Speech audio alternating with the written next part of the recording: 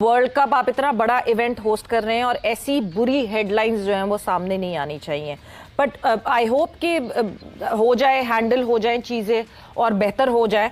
But जहां दूसरी तरफ बांग्लादेश बोर्ड की कंट्रोवर्सी की बात करें, मतलब आपने एक एहतजाज रखा, आपने एक एहतजाज आईसीसी को ईमेल किया, आपने एक लेटर लिखा आईसीसी को, सही सही सब सही, आपका राइट है।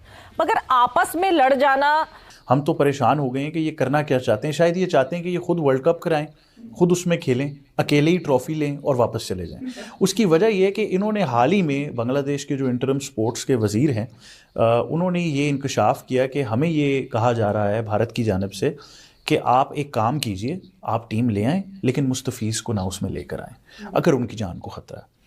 दूसरी तरफ उनको ये कहा गया कि आप अपने जितने आपके शायकीन क्रिकेट आएंगे उनको कहें कि ना तो वो बांग्लादेश का झंडा उठाएं स्टेडियम में और ना बांग्लादेश की कोई शर्ट पहने। और तीसरी चीज़ जो इससे भी बड़ा पागलपन है कि आप अपने मुल्क में इलेक्शन ना कराएं, आप इंटरम गवर्नमेंट चलने दें।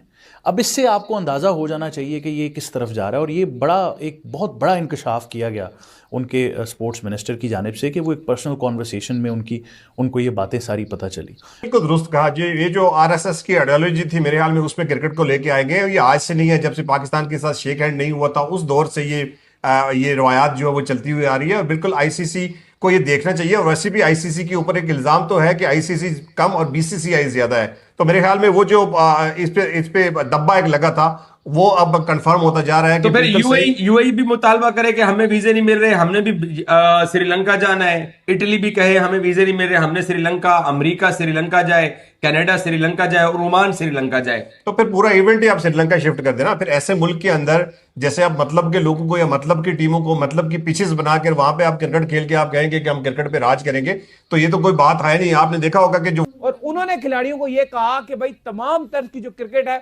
उसका आप कर दीजिए बाइकॉट। आपने कोई क्रिकेट नहीं खेलनी, ना आपने इंटरनेशनल खेलनी है, ना आपने लीग खेलनी है, ना आपने वर्ल्ड कप शर्ल्ड कप की कोई हामी बढ़नी है। तो वहां पर जैसे ही उन्होंने जो बाइकॉट किया तो बांग्लादेश क्रिकेट बोर्ड ने कहा ये क्या हो गया भाई, क्या कहां गई लीग, कहां जा रही है। तो आज का जो दोपहर का मैच था इस वजह से सस्पेंड हो गया। फिर बांग्लादेश क्रिकेट बोर्ड मैदान में आया, उन्होंने जो नजमुल इस्लाम है इनको निकाल दिया, इनको कहा कि ठीक है भाईजान इनको हम फारिग कराते हैं, आप जो है वो शाम का जो मैच है उसको एज पर शेड्यूल खेलिए।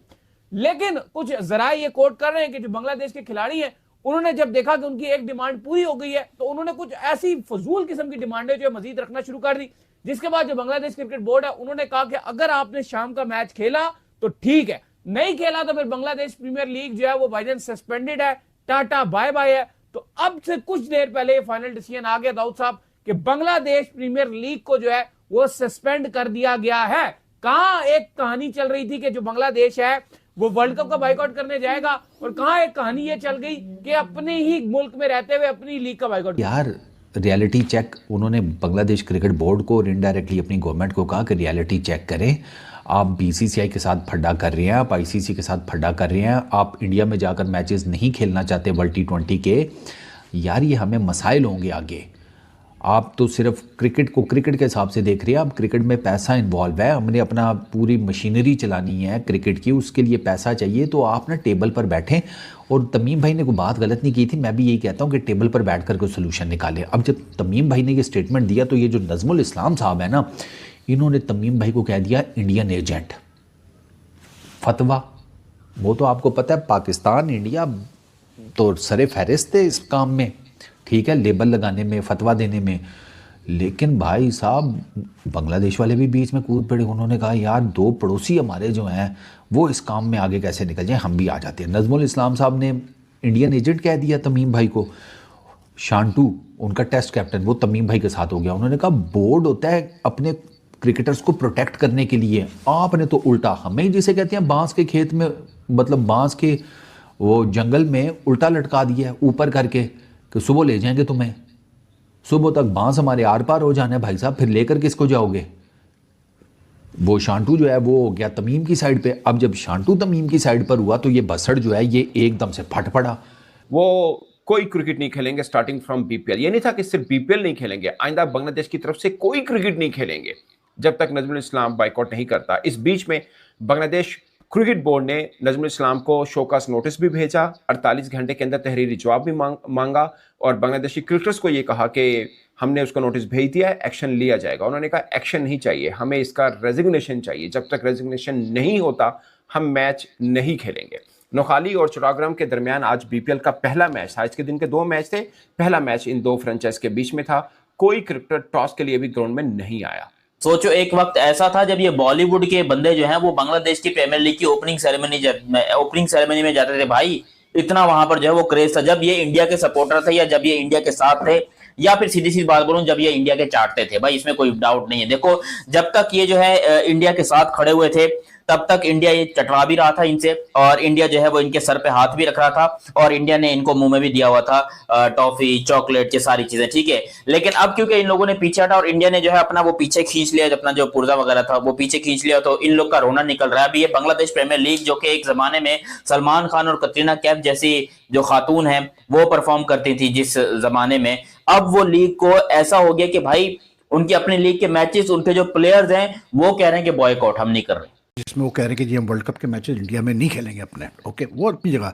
अब उनके में एक और क्राइसिस डेवलप ये हो गया जो कि ज़्यादा सीरियस है मेरी नज़र में। वो ये है कि उन्होंने उनके एक डायरेक्टर है बांग्लादेश क्रिकेट बोर्ड के, और होता ही है कि जब आप एक ऐसे बंदे को क्रिकेट बोर्ड में रखेंगे ऑफिशियल को जो कि नो फिल्टर वाला बंदा हो, मतलब जो मुँह में है वो बोल दे, तो फिर प्रॉब्लम आती है। नजमुल इस्लाम साहब को यहाँ रिजाइन करवाइए और उनका मामला ख़त्म कीजिए। लेकिन जब ये प्रेस कॉन्फ्रेंस हो रही थी, इस प्रेस कॉन्फ्रेंस में सबसे इंटरेस्टिंग चीज़ है ये जो बीच में साहब बैठे हुए हैं, इनके पीछे आप देखिएगा कौन खड़ा हुआ है। इसके पीछे खड़ा हुआ है मुस्तफिजुर रहमान। 3 जनवरी को मुस्तफिजुर के नाम के ऊपर ये सारी लड़ाई शुरू हुई थी और ये लड़ाई आज 15 जनवरी को मुस्तफिजुर के सामने, और Mustafizur is not standing with Bangladesh cricket board, he is actually standing against it. क्योंकि यहाँ बात है प्लेयर्स के वेलफेयर की, यहाँ बात है ग्लोबल बॉडी के साथ एक ऐसा मिडिल वे ढूंढने के लिए जो कि प्लेयर्स की वेलफेयर को, बांग्लादेश क्रिकेटर्स की वेलफेयर को और उनकी क्रिकेटिंग फ्यूचर को डाउट में नहीं डालता। क्योंकि क्रिकेटर एक एम्प्लॉय की तरह होता है, क्रिकेट खेलना उसका प्रोफेशन है। कुछ भी कह के निकल जाते हैं। बिल्कुल ऐसे ही है। और जो उनके अपने बोर्ड का जो एम्प्लॉय होता है ना, उसको तो बिल्कुल ही नहीं ऐसी बात करनी चाहिए, चाहे वो चेयरमैन हो। देखिए इसके लिए एसओपीज है, सेंटर कॉन्ट्रैक्ट आपने बनाया हुआ है, परफॉर्मेंस आपने कहा नहीं है, उसमें आप कटौती करें, आप उसमें थोड़ी सी कमी ले आए। अगर परफॉर्मेंस नहीं हो रही, आप मैच फीस थोड़ी कम कर दें, सेंटर कॉन्ट्रैक्ट कम कर दें, परफॉर्मेंस बेस्ड रख दें। ऐसे तड़ी लगाना मेरे ख्याल से एज अ कंट्री भी अच्छा मैसेज नहीं जाता है, एज ए प्लेयर्स की रिस्पेक्ट भी कम होती है। तो बिल्कुल उन्होंने सही स्टैंड लिया। बांग्लादेशी क्रिकेट बोर्ड और बांग्लादेशी खिलाड़ी आपस में भिड़े, बीपीएल का किया बाइकॉट और नजमुल इस्लाम को क्रिकेट बोर्ड से किया बाहर।